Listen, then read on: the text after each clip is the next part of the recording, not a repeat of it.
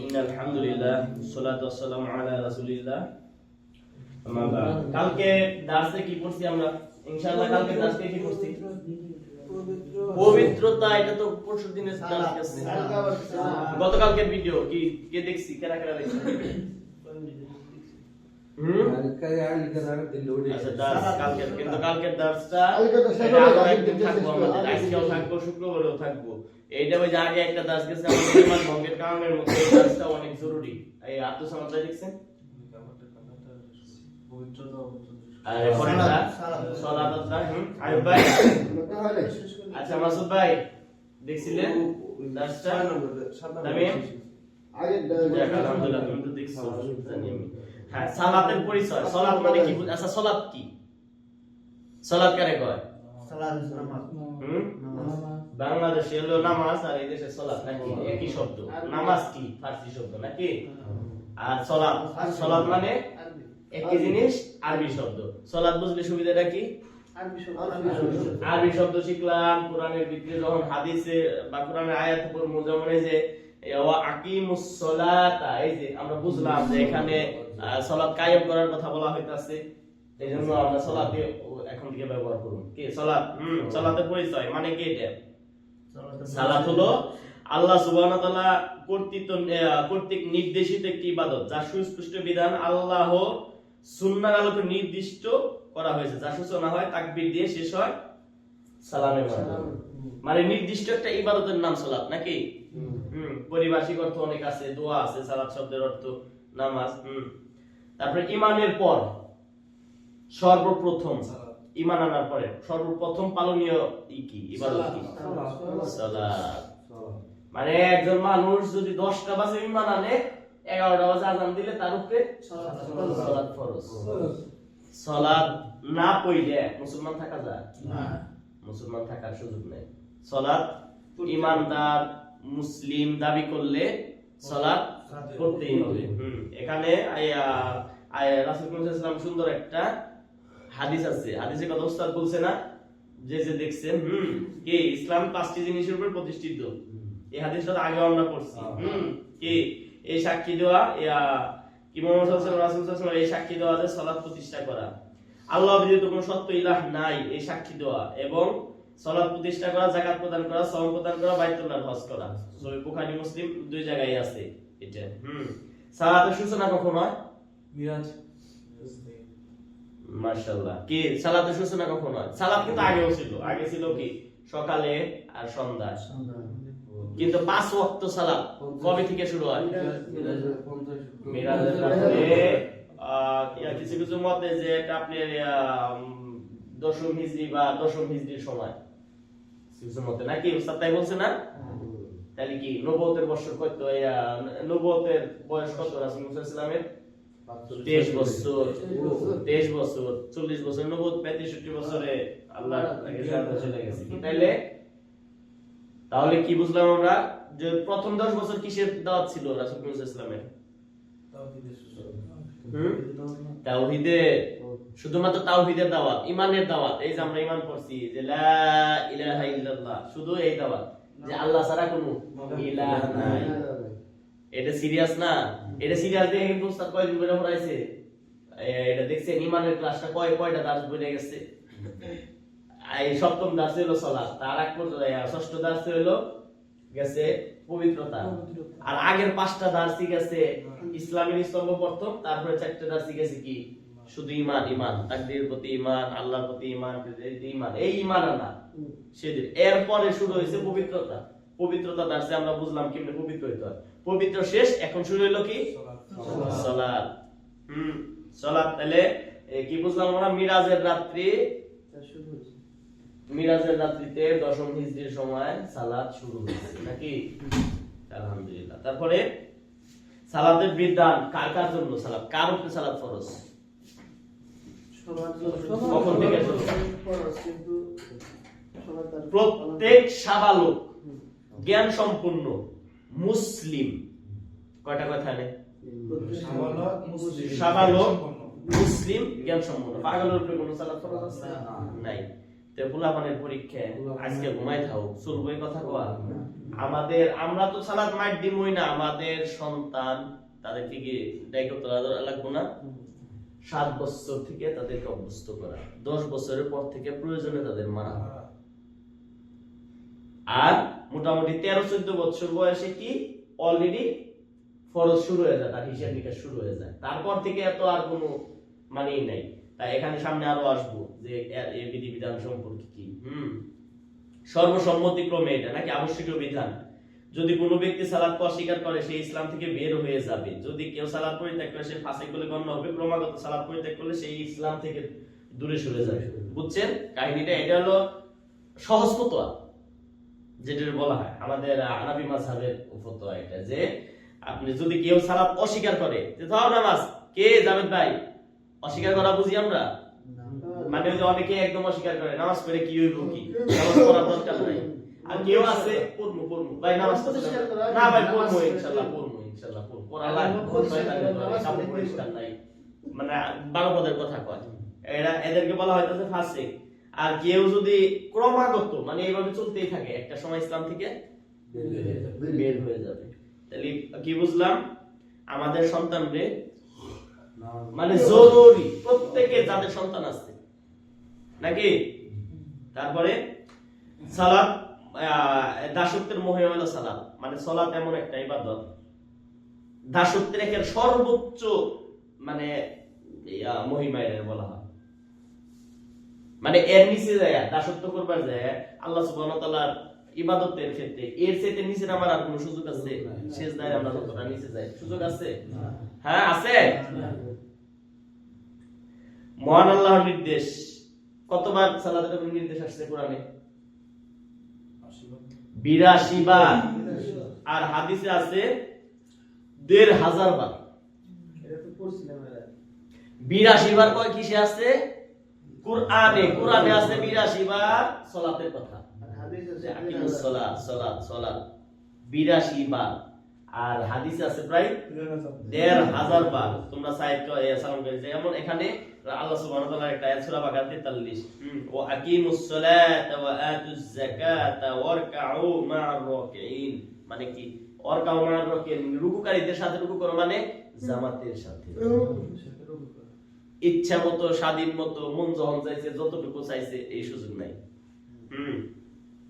তারপরে ঈমান ও কুফরের সাথে পার্থক্যকারী হলো সালাত। এর মানে কি? ঈমান এবং যারা কুফরি করে মানে কাফের, ঈমানদার এবং কাফের, মুসলিম এবং অমুসলিমের মধ্যে পার্থক্যকারী কে? নামাজ পড়ে একই সাথে চলতাছি। যেমন উদাহরণস্বরূপ আমরা নিতে পারি এই যে ষষ্ঠী একই সাথে বসছি, একসাথে বসতাছি, চা কফি খাওয়া গল্প সব চলতেছে। পার্থক্য কখন হইব? যখন আযান হবে। যে মুসলিম হ্যাঁ নামাজ যাবে, আর হ্যাঁ মুসলিম না হ্যাঁ কি কি হলো তাহলে? এখানে সহিহ মুসলিমের একটা হাদিস, ব্যক্তি এবং শিরক, ব্যক্তি এবং শিরক ও কুফরির মধ্যে পার্থক্য হলো সালাত। সালাত ছেড়ে দেওয়া মানে হ্যাঁ যখনই সালাত ছেড়ে দিব তখন তার অন্তর্ভুক্ত হয়ে যাবে, ওই কাফের যে তার অন্তর্ভুক্ত হয়ে যাবে। ঠিক আছে? তারপর কি আখিরাতের প্রথম হিসাব কি হবে? সালাত। কে জাভেদ ভাই? আখিরাতে সর্বপ্রথম হিসাব হবে সালাতে। কে এখানে একটা তারগিবের হাদিস নাম্বার 376। কিয়ামতের দিন সর্বপ্রথম বান্দাকে সালাত সম্পর্কে জিজ্ঞাসা করা হবে। যদি তা সঠিক হয় তবে তার সকল আমলই সঠিক হবে, আর যদি তা বাতিল হয় তবে তার সকল আমলই বাতিল হয়ে যাবে। বুঝছেন কি বুঝলাম? যত আমলি করি আমরা, দান সাদাকা হজ করি রোজা রাখি ভালো ব্যবহার করি, যত ইসলামের স্তম্ভগুলো আছে মানে 70টা শাখা আমরা পড়ছি না, 70টা শাখায় যত ধরনের ইবাদত বندگی আছে সব বাতিল কখন হবে? যখন আমার সালাত ঠিক না থাকবে। সালাতের হিসাব সর্বপ্রথম, এই হিসাবটা আমি যদি দিতে পারি তাহলে বাকি হিসাবগুলো কি হবে আমার জন্য? সহজ হয়ে যাবে, সহজ হয়ে যাবে। বাকি সব আল্লাহ সুবহানাহু ওয়া তাআলা, ওটা মানে প্রথম ধাপ। প্রথম ধাপে বাতিল হয়ে গেলে পরের হিসাবের তার কোনো কথাই নাই, কাম শেষ। তারপরে সালাত অশ্লীলতা থেকে মুক্ত রাখে। কিভাবে এটা? সালাতের মাধ্যমে মহান রবের সাথে বান্দার সম্পর্ক স্থাপিত। সালাত সকল প্রকার অন্যায় এবং অশ্লীলতা থেকে বান্দাকে মুক্ত রাখেন। আল্লাহ তাআলা বলেন, ইন্নাস সালাতা তানহা আনিল ফাহশাই ওয়াল মুনকার। মানে ফাহেশা, মুনকার, যত অশ্লীল যত গুনার কাজ আছে সব সালাত কি করে? দূরে রাখে। উদাহরণস্বরূপ দেখেন, একজন নিয়মিত নামাজ যারা আদায় করে, হ্যাঁ নেশা করার সময় কিন্তু চিন্তা করবো যে আমার সালাতের ওয়াক্ত মনে হয় হয়ে যাবে। নামাজের সামনে যখন আল্লাহর সামনে দাঁড়াইবো, সূরা ফাতিহাটা বুঝে বুঝে পড়বো, ইহদিনাস সিরাতাল মুস্তাকিম, আল্লাহ আমাদের সাহায্য করুন। আল্লাহর কাছে সাহায্য চাই নামাজের পরে এসে হ্যাঁ যখন একটা সিগারেট টান দিবার যাইবো, হ্যাঁ ভিতরে কিন্তু যদি সালাতটা বুঝে পড়ে যে আমি যে বাকি আল্লাহর কাছে সাহায্য চাইলাম, আল্লাহর কাছে আমি বললাম ইয়াকা না'বুদু ওয়া ইয়াকা নাস্তাঈন, তো এই কইগুলোর সাথে তো আমার কোনো মিল থাকলো না। সালাত বুঝে পড়লে তখনই এই যে অন্যায় অশ্লীল কাজ থেকে বিরত থাকা সম্ভব। সূরা আনকাবুতে এটা বলা হয়েছে, আল্লাহ সুবহানাহু ওয়া তাআলা বলেছে আল্লাহর সাহায্য লাভের মাধ্যম সালাত। মানে যে কোন সাহায্য লাভের মাধ্যম হলো সালাত। রাসূল সাল্লাল্লাহু আলাইহি ওয়াসাল্লাম যেসব নামাজের কথা বলা হয়েছে, যেমন এখানে আল্লাহ সুবহানাহু ওয়া তাআলা কইছে যে ইয়া আইয়ুহাল্লাযীনা আমানুস্তাঈনু বিস-সাবরি ওয়াস-সালাহ ইন্নাল্লাহা মা'আস-সাবিরিন। আল্লাহ ধৈর্যের সাথে সালাত আদায় করলে ধৈর্য দরকার নাই? আছে না? এবং সালাত আদায় করার সময় আমরা কোনো তাড়াহুড়া করব না। রুকুটা সুন্দরভাবে, রুকু থেকে ওঠার পরে সুন্দরভাবে দাঁড়ানো, দুই রুকুর দুই সিজদার মাঝখানে সুন্দর করে বসা, সিজদাটা সুন্দর করে দেওয়া, ধৈর্য সহকারে, ধৈর্য নিয়ে। কারণ রাসূল সাল্লাল্লাহু আলাইহি ওয়াসাল্লাম যে কোনো বিপদ আপদে, যে কোনো সময় মানে কোনো কষ্ট লাগলে, কোনো খারাপ লাগলে সালাতে দাঁড়ায় গেছে। এই সামনে আসবো তাদের দেখবেন, এই যারা শেষ করে তারা জানে। আর রাস্তা শেষ করে আজকে ওখানে আছে, লাস্টে আছে দেখবেন বলতাছে যে রাসূল সাল্লাল্লাহু আলাইহি ওয়াসাল্লাম কোন একটা বিপদ সালাতে দাঁড়ায় গেছে, কোন একটা সিদ্ধান্ত নিতে হবে সালাতে দাঁড়ায় গেছে, তাহাজ্জুদের নামাজে সিজদায় পড়ে আল্লাহর কাছে চাওয়া, যত রকম চাওয়া আছে, যত রকম আল্লাহর কাছে সাহায্য চাওয়ার মতো আছে, সবকিছু চাওয়ার মাধ্যম কি? সালাত হলো সর্বোত্তম, মহান আল্লাহর নির্দেশ। সালাতের মাধ্যমে বান্দা মহান রবের নৈকট্য অর্জন করে, রবের সাথে সরাসরি যোগাযোগ গড়ে ওঠে। সালাতে দাঁড়াইলে কি হয়? আল্লাহর সাথে সরাসরি যোগাযোগের মাধ্যম, সরাসরি যোগাযোগ হয়ে যায়। আপনি দেখেন, খেয়াল করে সেদিনকে দার্সে ইলমান নাফিয়াত দার্সে একজনের এই হাদিসটা মানে কইতে যে একরকম কান্না করে দিল একটা ডক্টর, যে আমি এই দুনিয়ায়, পৃথিবী কি ছোট্ট না? ছোট্ট পৃথিবী কিন্তু এই সমগ্র পৃথিবীর তুলনায়। আর এই পৃথিবীর ভিতরে আমরা কতটুকু বান্দা আল্লাহ? এর যে ক্ষুদ্র আছে না, এত সৃষ্টির মধ্যে সামান্য ক্ষুদ্র বান্দা আমরা বা আমি। অথচ যখন আমি সূরা ফাতিহায় দাঁড়াই কি বলি? যখন আমরা বলি আলহামদুলিল্লাহি রাব্বিল আলামিন, তখন আল্লাহ জবাবে কি কয়? হামিদানি আব্দি, মানে আমার বান্দা আমার প্রশংসা করছে। কে বলে? কার কথা জবাবে? আমি কে? আল্লাহর সামান্য, মানে হাজারো কোটি লক্ষ অগণিত বান্দা, অগণিত সৃষ্টির মধ্যে এই ক্ষুদ্র বান্দা আল্লাহর কাছে কইতাছি যে আলহামদুলিল্লাহি রাব্বিল আলামিন। আর আল্লাহ তার জবাব কেমনে দিতেছে?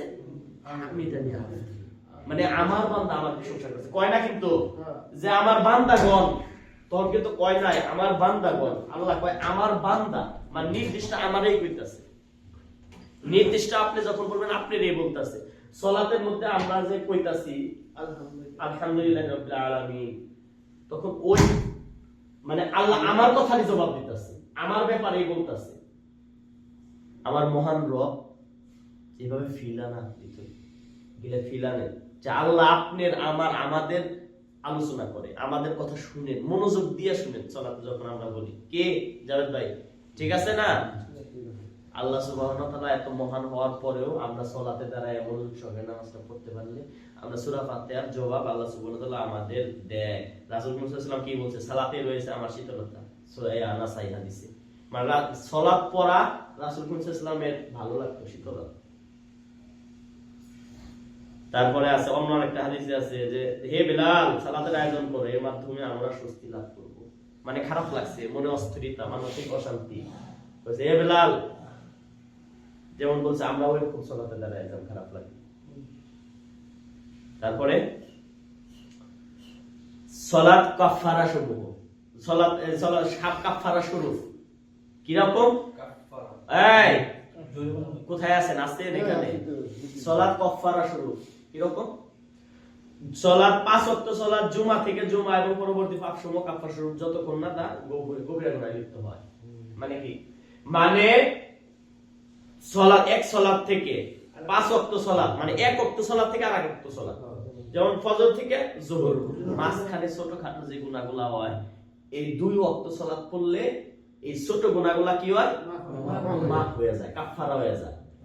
এক জুমা আমরা পড়ছি, পরের জুমা আমরা যে পড়বো, মাঝখানে সপ্তাহের মাঝে যে ছোট ছোট গুনাহগুলো হয়ে যাবে, ওগুলা কি মাফ হয়ে যাবে। এটা কাফারা হলো কিসের মাধ্যমে? জুমার সালাত টু জুমার সালাত, যোহর সালাত টু ফজর, যোহর সালাত টু আসর, আসর সালাত টু মাগরিব।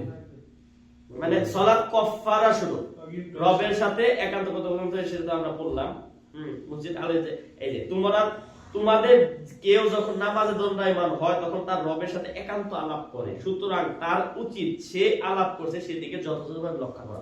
নামাজের সময় আমরা যথাযথভাবে নামাজের ভিতরেই থাকার চেষ্টা করব, এদিক ওদিক যাওয়ার সুযোগ নাই। যেমন আমরা এটা মনে আসবো, ওইদিকে মনে আসবো, ওইগুলা থেকে দূরে থাকবো। আমরা সালাত নির্দিষ্ট সময় আদায় করতে হয়। সুযোগ আছে ফজরের নামাজ আমি ডিউটি যাওয়ার আগে ওযু করে 2 রাকাত পড়ে হয়ে গেলাম, এই সুযোগ আছে? নির্দিষ্ট সময়েই পড়তে হইব সালাত। পুরুষদের জন্য জামাত বাধ্যতামূলক, বাসায় পড়ার নামাজ কোনো সুযোগ নাই। জামাত পড়া পুরুষদের জন্য কি বাধ্যতামূলক, জামাতে নামাজ পড়া পুরুষদের জন্য বাধ্যতামূলক। বাসায় যায় কখনো, বাড়িতে গেলেও আমরা কখনোই বাসায় পড়ব না, মসজিদে জামাতের সাথে পড়ব, ঠিক আছে?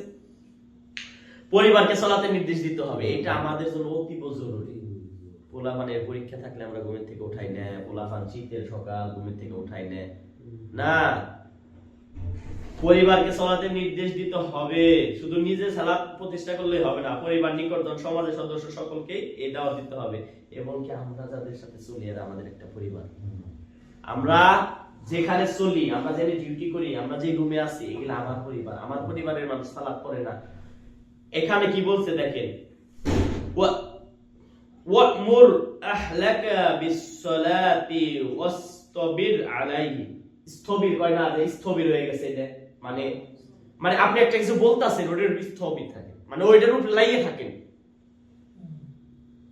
বুঝেন না? এখানে কোরআনের সূরা তোহা আয়াত 132, মানে আপনি যে বলতাছেন আর কথার কথা আমি আমার সন্তানকে আদেশ দিলাম, এই নুসরাত উঠো নামাজ পড়ো, বয়স ওর 10, ওর উপরে ফরজ হয় না আমি জানি, কিন্তু এই যে পড়ো একবার বললাম এই তো শেষ না, প্রত্যেক ওয়াক্তে নুসরাত নামাজ পড়ছো, নামাজ পড়ো। 14 বছর পর্যন্ত যদি আপনি সবসময় বলতেই থাকেন এইভাবে, ওই বাচ্চাকে নামাজ না পড়ে থাকবো?